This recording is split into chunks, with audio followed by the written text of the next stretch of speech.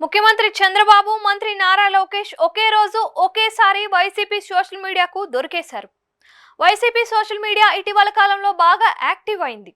YCP అధికారంలో ఉన్నప్పుడు పెద్దగా చలనం లేకుండా ఉన్న ఈ సోషల్ మీడియా ఇప్పుడు దూకుడు పెంచింది. వైసీపీ సోషల్ మీడియా ద్వారా నిర్వాహకులు టీడీపీ నేతలు చేసే తప్పులను భూతద్దంలో పెట్టి వెతుకుతున్నారు. ఏ మాత్రం అవకాశం చిక్కినా వెంటనే పోస్ట్ చేసేస్తున్నారు. ఆ విధంగా ట్రోల్స్ స్టార్ట్ చేస్తున్నారు. ఇక స్వాతంత్ర దినోత్సవం సందర్భంగా గుడివాడలో చంద్రబాబు ముఖ్యమంత్రి హోదాలో అన్నా క్యాంటీన్లను ప్రారంభించారు. ఈ సందర్భంగా స్థానికంగా నిర్వహించిన సభలో బాబు ప్రజల సమస్యలను స్వయంగా అడిగి తెలుసుకున్నారు. బాబు వేదిక మీదకు ఒక ఆటో డ్రైవర్ని పిలిపించుకొని ఏం చేస్తున్నావు అని అడిగారు. ఆటో తోలుతున్నా అని చెబుతూ పెట్రోల్ డీజిల్ ధరలు మండిపోతున్నాయని చెప్పారు. దానికి బాబు ఆ ఇబ్బంది లేకుండా ఆ ఆటోను ఎలక్ట్రిక్ వాహనంగా మార్చేసుకోవచ్చు అని చెబుతారు.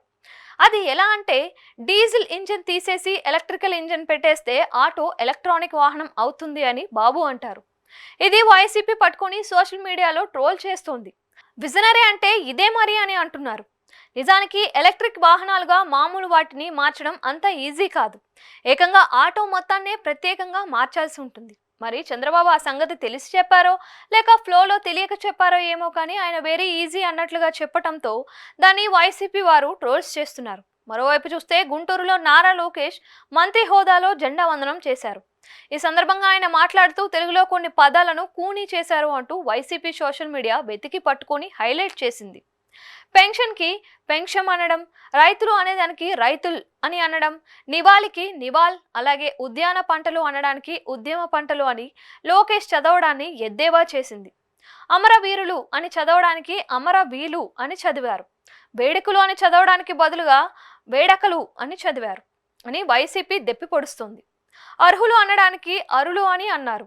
ఇలా లోకేష్ చేసిన ప్రసంగంలో ప్రతి ముక్క పట్టుకొని ట్రోల్ స్టార్ట్ చేశారు.